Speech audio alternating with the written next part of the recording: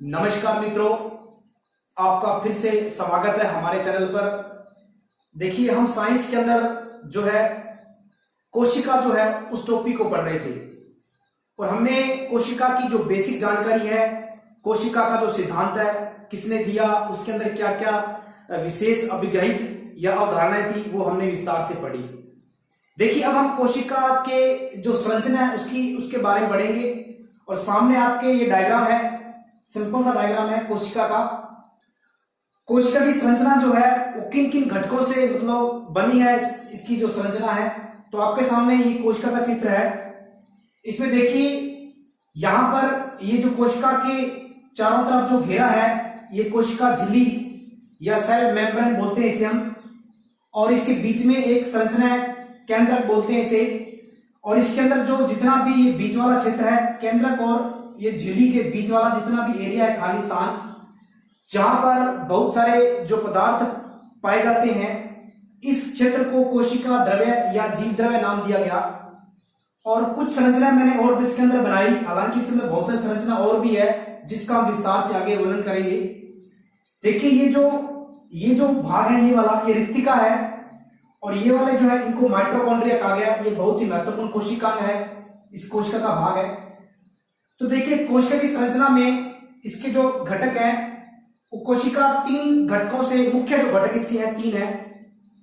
सबसे पहले क्या है, कोशिका झिल्ली। कोशिका झिल्ली, देखिए इसको कोशिका झिल्ली कह दें या फिर कोशिका कला कह दें, एक ही बात है। इंग्लिश इसका नाम है सेल मेम्ब्रेन। सेल मेम्ब्रेन, ठीक है। ये बहुत ही महत्वपूर्ण घटक है। दूसरा इसका घटक जो है कोशिका का, वो है कोशिका द्रव्य। कोशिका द्रव्य, इसको हम क्या कहते हैं, साइटोप्लाज्मा कहते हैं। साइटोप्लाज्म, ये इसका दूसरा घटक है। तीसरा घटक जो इंपोर्टेंट घटक है वो है केंद्रक। इसको हम कहते हैं न्यूक्लियस। तो ये तीन जो घटक है कोशिका के आपके सामने है। कोशिका झिल्ली या कोशिका कला कैसे, इसे सेल मेम्ब्रेन, कोशिका द्रव्य या जीव द्रव्य, इसको साइटोप्लाज्म कहते हैं इंग्लिश के अंदर, केंद्रक, न्यूक्लियस। ये जो तीन भाग है बहुत ही इंपॉर्टेंट है। हम प्रत्येक भाग का बारी बारी से जो है वर्णन करेंगे। तो सबसे पहले हम चलते हैं कोशिका कला पे, यानी कोशिका झिल्ली जो है वो क्या है। तो आगे बढ़ते हैं कोशिका झिल्ली के बारे में, इसकी क्या क्या विशेषताएं हैं। देखिए, सबसे पहले हम बात करते हैं कोशिका झिल्ली पर। कोशिका झिल्ली को हम विस्तार से पढ़ेंगे, ये क्या है। तो डायग्राम में देख सकते हैं कि जो कोशिका है उसका सबसे बाहरी आवरण, जो उसको कह सकते हैं हम जीव द्रव्य का सबसे बाहरी आवरण, ठीक है। इसका सबसे मेन पॉइंट क्या है, जीव द्रव्य का सबसे बाहरी आवरण, सबसे बाहरी आवरण, ठीक है। सबसे बाहरी आवरण जो है, जो कोशिका को बाह्य वातावरण से, जो कोशिका को बाह्य वातावरण से पृथक करता है, कोशिका को बाह्य वातावरण से अलग करता है, बाह्य वातावरण से क्या करता है, पृथक करता है।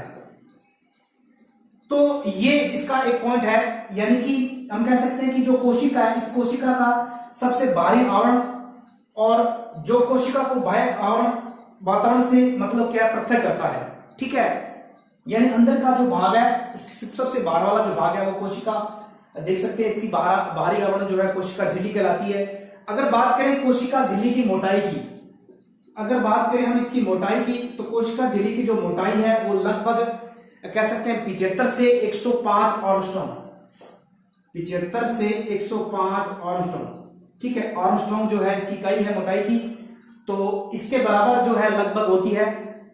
और अगर बात करें कि इसकी संरचना किससे बनी है, तो एक ये त्रिस्तरीय आवरण है, कह सकते हैं हम। इसके अंदर 3 स्तर होते हैं, ये त्रिस्तरीय आवरण है। और किससे बना है? लिपिड और, हम कह सकते हैं कि ये लिपिड और, लिपिड कौन सा? फास्फोलिपिड्स, ठीक है। तो एक तो प्रोटीन से बना है, प्रोटीन व फास्फोलिपिड, फास्फोलिपिड अणुओं से जो है इसकी संरचना है। तो प्रोटीन से बनी है इसकी संरचना, यानी जो कोशिका झिल्ली है वो प्रोटीन से है बनी है और फास्फोलिपिड अणुओं से बनी है, ठीक है। अब बात करते हैं इसके कार्य की।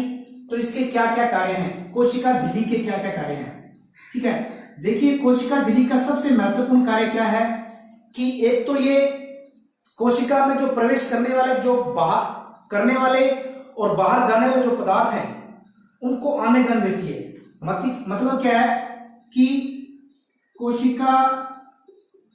कोशिका में ये पदार्थों का मतलब क्या है, आदान प्रदान करवाती है। कोशिका में पदार्थों का, कह सकते हैं हम, जो आदान प्रदान जो होता है इस झिल्ली द्वारा होता है, ठीक है। यानी कुछ पदार्थों को आने देती है, कुछ पदार्थों को जाने देती है, जो इसके अंदर आ जा सकते हैं, ठीक है। इसका मेन कार्य ये है। और अन्य पदार्थों की जो गति है उसको भी ये रोकती है। कुछ पदार्थ ऐसे होते हैं जो उनकी अन्य पदार्थों की जो गति है उनको रोकती है, ठीक है। तो अन्य पदार्थों की जो है उसकी गति रोकती है, ठीक है। तो अन्य पदार्थों की गति को ये रोकती है, ठीक है। और इसलिए इस वजह से इसको एक नाम दिया गया चयनात्मक पारगम्य झिल्ली। इसका नाम क्या है? इसलिए चयनात्मक पारगम्य झिल्ली। इसलिए इसको, क्योंकि ये कुछ पदार्थों का जो है अपने पदार्थों को अंदर आने देती है, वापस बाहर जाने देती है, तो इस प्रकार से आदान प्रदान होता रहता है। तो इसलिए कह सकते हैं कि ये झिल्ली क्या कहलाती है? चयनात्मक पारगम्य झिल्ली कहलाती है, कोशिका झिल्ली, ठीक है। अब देखिए कोशिका जो झिल्ली है, अगर बात करें जंतु कोशिका, उसको एक निश्चित आकृति प्रदान करती है, ठीक है। और यानी कि इस वजह से क्या, एक निश्चित आकृति में जो उसकी संरचना बनी रहती है और तथा जो जीव द्रव्य है इसकी सुरक्षा करती है, ठीक है। इसका दूसरा कार्य क्या है? एक तो कोशिका को निश्चित आकृति प्रदान करती है, ठीक है। कोशिका को निश्चित आकृति, अगर बात करें निश्चित आकृति जो है वो ये प्रदान करती है, ठीक है। इसकी वजह से क्या है, कोशिका झिल्ली की वजह से एक निश्चित आकृति बनी रहती है। अब बात करें हम दूसरा, जीव द्रव्य। जो जीव द्रव्य है, जीव द्रव्य की क्या करती है? सुरक्षा करती है, ठीक है। तो कोशिका झिल्ली जो है इसकी वजह से अंदर का जो पदार्थ है वो सुरक्षित रहती है। तो ये बात हुई कोशिका झिल्ली की। फिर से देखिए, जीव द्रव्य का सबसे बाहरी आवरण है जो कोशिका को बाह्य वातावरण से पृथक करता है। इसकी मोटाई जो है 75 से 105 एंगस्ट्रॉम है। ये त्रिस्तरीय आवरण होती है जो कि प्रोटीन और फास्फोलिपिड अणुओं से मिलकर बनी है। अगर बात करें कोशिका झिल्ली के कार्य क्या है, कोशिका में पदार्थों का आदान प्रदान होता रहता है, अन्य पदार्थों को जो जाने से उसकी गति जो है उसको रोकती है, कोशिका को निश्चित आकृति जो है प्रदान करती है, जीव द्रव्य की इससे सुरक्षा बनी रहती है। इस वजह से इसको चयनात्मक पारगम्य झिल्ली भी कहते हैं, क्योंकि ये पदार्थों को आने जाने देती है। देखिए अब बात कर लेते हैं हम जंतु कोशिका के अंदर क्या है कि कोशिका झिल्ली के साथ में क्या होता है, कोशिका भित्ति भी होती है, जिसको हम सेल वॉल कहते हैं। तो हम बात करते हैं थोड़ी सेल वॉल पर, तो उसके बाद में इसके दूसरे टॉपिक जो है, दूसरा जो भाग है उस पर चर्चा करेंगे हम। तो जंतु कोशिका के अंदर पादप कोशिका के अंदर जो है वो सेल वॉल होती है, पादप कोशिका में। तो जंतु कोशिका में केवल कोशिका झिल्ली होती है। तो बात कर लेते हैं हम पादप कोशिका के अंदर, पादप कोशिका में, ठीक है। पादप कोशिका के अंदर क्या है, इसके अंदर क्या है कि सेल वॉल यानी कि कोशिका भित्ति, भित्ति यानी दीवार, तो मजबूत दीवार होती है, कह सकते हैं एक प्रकार से कोशिका भित्ति यानी सेल वॉल, ठीक है। तो कोशिका जो भित्ति है, जंतु केवल पादप कोशिकाओं में है। कोशिका भित्ति कहां होती है, कह सकते हैं कि जो पादप कोशिका है उसके चारों तरफ क्या है कि जैसे ये झिल्ली है, उस झिल्ली की चारों तरफ एक मजबूत क्या होती है, कोशिका भित्ति होती है, ठीक है। एक कह सकते हैं कि जो निर्जीव, एक प्रकार से निर्जीव परत होती है, कोशिका भित्ति जो होती है एक निर्जीव परत होती है, ठीक है। और कोशिका झिल्ली एक है, कोशिका झिल्ली एक सजीव परत है, ठीक है ना। और निर्जीव परत कोशिका भित्ति है, जिसे कोशिका हम भित्ति कहते हैं। अब कोशिका भित्ति जो है वो किस किस से बनी होती है, तो इसके अंदर कुछ पदार्थ है, जैसे कि सेल्यूलोज है, हेमीसेल्यूलोज है। तो इसका जो निर्माण है या संरचना कह सकते हैं हम, कोशिका भित्ति की संरचना, तो सेल्यूलोज है, सेल्यूलोज कह सकते हैं हम, हेमीसेल्यूलोज है, हेमीसेल्यूलोज है, ठीक है ना। और कह सकते हैं हम पैक्टिन है, पॉलीसेकेराइड्स है, पैक्टिन, पॉलीसेकेराइड्स ये शर्कराएं हैं। तो इन सब से क्या है कि ये बनी होती है कोशिका भित्ति। तो कोशिका भित्ति की संरचना में सेल्यूलोज होता है, हेमीसेल्यूलोज होता है, पैक्टिन होता है, पॉलीसेकेराइड आदि से बनी होती है कोशिका भित्ति। अब देखिए कोशिका भित्ति जो है उसकी उपस्थिति के कारण ही जो है कोशिका भित्ति कारण ही जो है पादप कोशिका जो है जंतु कोशिका से अलग होती है। सिर्फ इनमें अंतर क्या है, केवल उसकी कोशिका भित्ति की वजह से इनमें काफी अंतर है, ठीक है। और कोशिका जो भित्ति है वो पादप कोशिका को एक निश्चित आकृति, मजबूत आकृति जो है प्रदान करती है, और साथ में क्या है कि एक अतिरिक्त सुरक्षा भी प्रदान करती है, क्योंकि जितने भी गर्मी, सर्दी, तापमान कह सकते हैं, इन सब जलवायु कह सकते हैं, अंधकार, प्रकाश, इन सब जितने भी हैं वायुमंडलीय घटनाएं हैं, उन सबसे सुरक्षा प्रदान करती है कौन, कोशिका भित्ति। किसकी, जो पादप कोशिका की जो अंदर की संरचना उसको सुरक्षा प्रदान करती है। तो ये थी कोशिका भित्ति जो कि पादप कोशिकाओं के अंदर पाई जाती है। अब हम दूसरे पार्ट में बात कर लेते हैं। अब दूसरा इसका भाग क्या है, इसका दूसरा भाग जो है इंपॉर्टेंट भाग है, वो है कह सकते हैं कोशिका द्रव्य यानी साइटोप्लाज्म, ठीक है। तो दूसरा भाग इसका क्या है, कोशिका द्रव्य, ठीक है, जिसको हम साइटोप्लाज्म कहते हैं, ठीक है। देखिए कोशिका भित्ति, केंद्रक और कोशिका झिल्ली, अब देख सकते हैं कोशिका झिल्ली है और ये केंद्रक है। इसके कोशिका झिल्ली और केंद्रक के बीच जो मध्य द्रव होता है उसको हम कोशिका द्रव्य कहते हैं। तो पहली बात है कि कोशिका झिल्ली, व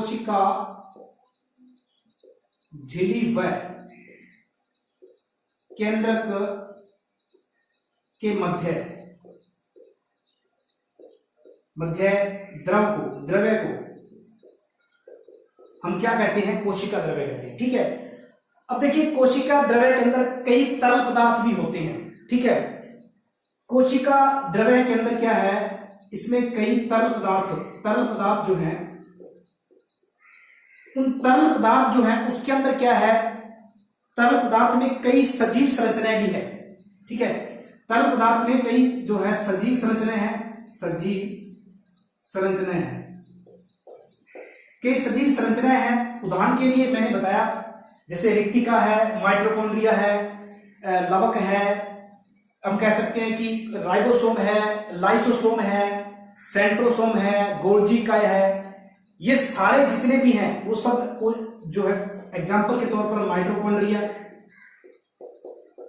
इन पर हम विस्तार से चर्चा करेंगे, ठीक है। ये जो है कोशिका द्रव्य के अंदर जो तरल पदार्थ है उसके अंदर ये सजीव संरचनाएं हैं, लवक है जिस प्रकार से, ठीक है। अगर बात करें हम लाइसोसोम की है, राइबोसोम की है, राइबोसोम है, लाइसोसोम है, ठीक है। ये सारे जो है वो सजीव कोशिकाएं हैं, लाइसोसोम है, रिक्तिका है, ठीक है। तो ईटीसी मतलब गोल्जिका है, ठीक है ना। ये सारी संरचनाएं जो है ये सजीव संरचनाएं हैं जो तरल पदार्थ के अंदर पाई जाती है, कोशिका द्रव्य के अंदर होती है, ठीक है। अब तरल पदार्थ में और क्या हो सकता है, वो इसके अंदर जल हो सकता है, ठीक है, जल भी है इसके अंदर, ग्लाइकोजन भी है, ठीक है, जल है इसके अंदर, ग्लाइकोजन है। और बात करें हम इसके अंदर और जैसे कुछ अन्य पदार्थ भी कह सकते हैं कि जैसे वसा है, लिपिड अणु जो है वसा है इसके अंदर, ठीक है, और अन्य पदार्थ भी इसके अंदर मौजूद है, ठीक है, इस कोशिका द्रव्य के अंदर। तो ये बात हुई कोशिका द्रव्य की, सिर्फ इसके अंदर इतना ही है। अब हम तीसरे जो बिंदु इसका है केंद्रक, उस पर चर्चा कर लेते हैं। केंद्रक क्या है, तो देखिए केंद्रक तीसरा इसका पार्ट जो है केंद्र, न्यूक्लियस। ठीक है, ये केंद्र जो है बहुत इंपॉर्टेंट जो है, मतलब इस संरचना का इंपॉर्टेंट बिंदु है केंद्र, जिसको हम न्यूक्लियस जो है हम कह सकते हैं न्यूक्लियस। ठीक है, अब देखिए केंद्र की खोज सबसे पहले किसने की? अगर बात करें इसकी खोज की, इसकी जो खोज की, तो इसकी खोज की थी रॉबर्ट ब्राउन ने। रॉबर्ट ब्राउन ने इसकी खोज की थी। और कब की थी? ये लगभग 1831 के आसपास की बात है, तो हम कह सकते हैं 1831 के अंदर जो है इसकी खोज की थी। ठीक है, 1831 ईस्वी के आसपास रॉबर्ट ब्राउन ने केंद्र की खोज की।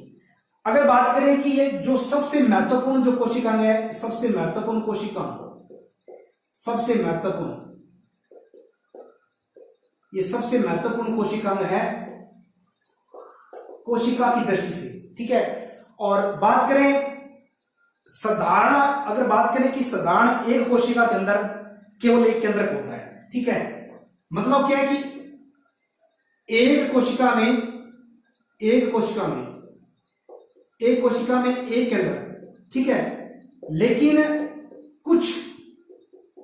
कुछ कोशिकाओं में कह सकते हैं हम, कुछ कोशिकाओं में एक से अधिक केंद्रक होते हैं, तो इसमें एक से अधिक भी होते हैं।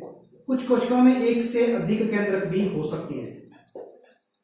ठीक है, तो एक कोशिका में केवल साधारणतः एक कोशिका में एक केंद्रक होता है, लेकिन कुछ कोशिकाओं में एक से ज्यादा केंद्रक भी हो सकते हैं। ठीक है, अगर बात करें हम मानव की जो परिपक्व लाल रक्त कणिकाएं हैं, ठीक है, और पादप की चालनी नलिकाओं में, ठीक है, पादप की जो है चालनी नलिकाओं में हम नोट करके लिख सकते हैं कि एक तो मानव की परिपक्व, बिल्कुल परिपक्व यानी कि लाल रक्त कणिकाएं, आरबीसी, लाल रक्त कणिकाएं, जिसको हम आरबीसी कह देते हैं। ठीक है, रेड ब्लड कॉर्पस या फिर रेड ब्लड सेल कह सकते हैं हम। लाल रक्त कणिकाएं एवं पादप की जो चालनी नलिकाएं हैं, चालनी नलिकाएं, इनके अंदर जो है केंद्रक नहीं होता, केंद्रक जो है वो नहीं होता। ये याद करना है, इसमें केंद्रक नहीं होता। एक तो मानव की परिपक्व लाल रक्त कणिकाएं और पादप की चालनी नलिकाएं जो है, इसके अंदर केंद्रक जो है वो बिल्कुल नहीं होता। अब देखिए जंतु कोशिका में जो है केंद्रक जो है, आप देख सकते हैं ये जंतु कोशिका है, तो जंतु कोशिका में जो केंद्रक है उसकी संरचना अगर बात करें हम, जंतु कोशिका में जो केंद्रक है वो गोल होता है। केंद्रक जो है एक तो बीच में होता है, लगभग बीच में होता है और गोल होता है। ठीक है, दूसरी बात अगर बात करें हम पादप कोशिका में, अगर पादप कोशिका में बात करें हम, तो पादप कोशिका में जो केंद्रक है वो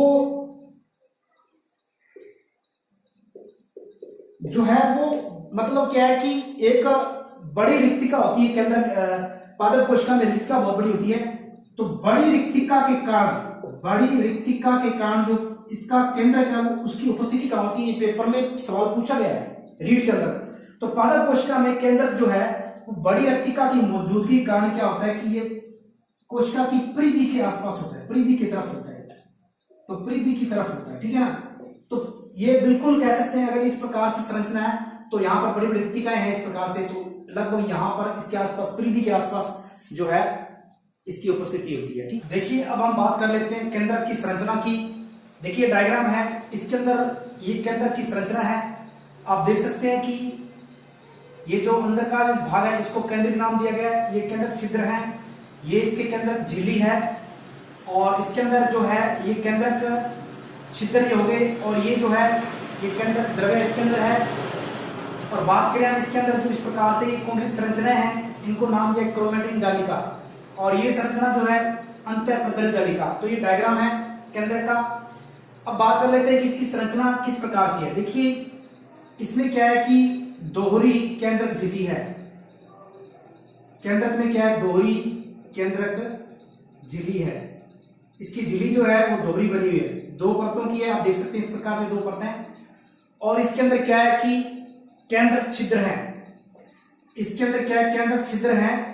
और केंद्रक छिद्र का क्या काम है, इसमें अनेक केंद्र छिद्रक होते हैं केंद्रक झिल्ली में। ये केंद्रक झिल्ली है, यहां पर इस प्रकार से क्या है कि पदार्थों का आवागमन होता है। हम यूं कह सकते हैं कि जीव द्रव्य या कोशिका द्रव्य, जीव द्रव्य है वह केंद्रक द्रव्य, केंद्रक द्रव्य, इनके पदार्थों का जो है के पदार्थों का जो है इनसे क्या होता है, पदार्थों का परिवहन होता है या कह सकते हैं पदार्थों का आवागमन होता है इस केंद्रक छिद्र से। ठीक है, और इसके अंदर कौन सी संरचना है, इसके अंदर जो है केंद्रक, इसमें इसके केंद्रक में अनेक छोटी छोटी जो है गोलाकार संरचनाएं होती है जिनको क्या कहा गया है, केंद्रिक कहा गया है, इनको क्या गया है, न्यूक्लियस कहा गया है। ठीक है, और बात करते हैं इसके अंदर केंद्रक के अंदर क्या है, केंद्रक के अंदर कोशिका द्रव्य की भांति इसके अंदर भी केंद्रक द्रव्य होता है। ठीक है, और केंद्रक द्रव्य के अंदर क्या पाया जाता है, केंद्रक द्रव्य के अंदर जो है अनेक संरचनाएं जो कह सकते हैं हम केंद्रक द्रव्य। इसके अंदर भी क्या है, डीएनए हम कह सकते हैं, डीएनए है, न्यूक्लिक अम्ल है, न्यूक्लिक अम्ल, ठीक है, न्यूक्लिक अम्ल है, और अन्य कार्बनिक यौगिक इसके अंदर जो है पाए जाते हैं। तो कह सकते हैं कि अन्य कार्बनिक यौगिक जो इंपॉर्टेंट कार्बनिक यौगिक है, अन्य कार्बनिक जो है यौगिक इसके अंदर पाए जाते हैं। किसके अंदर, इसके अंदर। ये देखो, ये अब इस प्रकार से ये केंद्रक द्रव्य जो है इसके अंदर अनेक तरल पदार्थ जो है जैसे प्रकार से तरल पदार्थ रूप के अंदर डीएनए है, न्यूक्लिक अम्ल है या अन्य कार्बनिक यौगिक जो है पाए जाते हैं। और इसके अंदर क्या है, इसके अंदर धागों के समान अनेक संरचना, इसके अंदर धागों के समान अनेक जो है संरचनाओं का जाल होता है, अनेक संरचनाओं का इसमें जाल होता है। उसको क्या नाम दिया गया, उसको क्रोमेटिन जालिका, उसको क्रोमेटिन जालिका जो नाम दिया गया है। जो कि ये जब कोशिका विभाजन होता है उस दौरान क्या है कि ये क्रोमेटिन जालिका कुंडलित तो होकर के मोटे दिखाई देते हैं, जिन्हें हम क्या कहें, जिन्हें हम क्रोमोसोम या गुणसूत्र नाम दिया गया। ठीक है, तो ये बात। और इसके अंदर जो केंद्रक है, इसकी मेन इंपोर्टेंट बात है, केंद्रक जो है वो कोशिका का मुख्य नियंत्रण केंद्र है। ये जो केंद्रक है वो क्या है कि एक इसका मुख्य नियंत्रण केंद्र है, नियंत्रक केंद्र है, कह सकते हैं नियंत्रक केंद्र है। ठीक है, कौन, ये केंद्र। ठीक है, तो उम्मीद है कि आपको जो आज वाली जो क्लास है वो पसंद आई होगी। कोशिका की जो संरचना है वो अच्छी तरह मैंने समझा दी इस वीडियो के अंदर, और कुछ और अगर बचा तो अगले वीडियो के अंदर हम बात कर लेंगे। उम्मीद है कि वीडियो जो है वो आपने लाइक कर दिया होगा और साथ में शेयर भी कर दें, और चैनल को है जो जरूर सब्सक्राइब करें। धन्यवाद।